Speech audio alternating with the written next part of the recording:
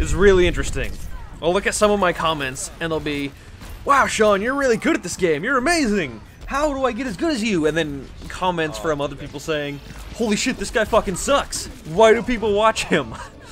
And the discrepancy there is obviously personal skills, like where they fall on the skill spectrum is going to matter.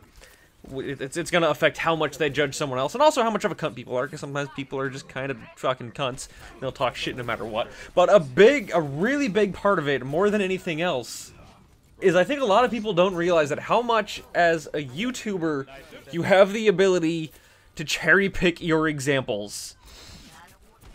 And you probably always want to be cherry-picking the examples that make you look better, because that's just better for you if you treat YouTubing as a business. If you're not just like uploading videos for your friends to see, but if you actually try and take the time to inform or entertain people on a regular basis or on a regular schedule, then you want people to see you in a certain way. You want to have a certain legitimacy and credibility.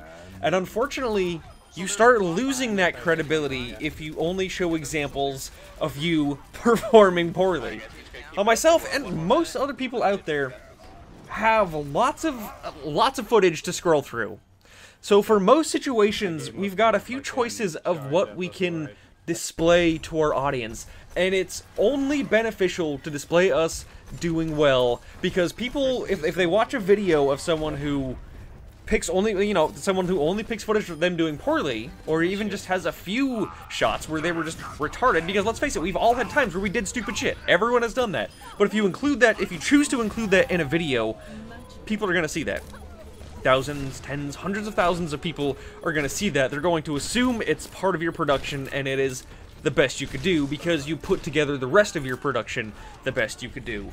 So if they see you, if the best you can do is if you are performing shittily, then they're gonna think you're a shitty player, and they're not going to listen to what you have to say. Now, generally, I try to fall on the comedy side of things. I try to make people laugh, and occasionally I try to inform people also. Occasionally I'm just a sarcastic asshole. But for the most part, it only serves me well to have me showing you guys the times when I'm kicking ass. You know, at the times when it's worth for people to say, like, wow, this guy's awesome, I want to subscribe to him, I want to see more of his sick plays. That's part of it. Another part is just like, well, this guy knows what he's talking about, so I'll subscribe to him. A very small minority of people will actually leave a comment and say, this guy sucks, I don't know why anyone would take his advice. Most people, when they see someone doing bad, they just close out the video, like, they don't care. They're not going to subscribe to you. As a YouTuber, you need to fucking inspire people to subscribe to you, and you only do that by being the best, and you only do that by cherry-picking the fuck out of your examples, because guess what? Me, everyone else, we've got our bad days like anyone else. We've got games. I don't care if you're the best fucking player in the world. Watch a Seagull stream. He's amazing at the game. He's badass. Occasionally, he'll get games where he just doesn't do anything interesting. A lot of other people who are really good at the game, you know, at worst case scenario, the better you are at the game, you just don't do interesting things. You just sort of contribute while the rest of your team just happens to get the kills. At worst case scenario, you just kind of get fucked some games. That happens in every game, all the time. Whether it's from having bad teammates or just bad luck, maybe the same fucking Reinhardt will just charge you around corners just out of pure random fucking luck, or maybe the same McCree will just manage to keep successfully throwing his flashbang behind your reflect. Maybe that's his own skill, but I've played enough of this game to know that there's a lot of fucking chance in there. He doesn't know what way I'm gonna walk.